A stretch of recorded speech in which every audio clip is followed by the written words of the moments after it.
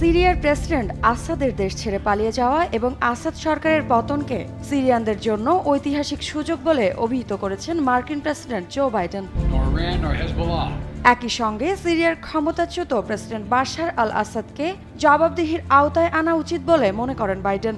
বাশারের ক্ষমতাচ্যুত হওয়াকে দেশটির রাজনৈতিক উত্থান হিসেবে উল্লেখ করে বাইডেন একে দেশ পুনর্গঠনের জন্য সিরীয় নাগরিকদের ঐতিহাসিক সুযোগ বলে উল্লেখ করেছেন।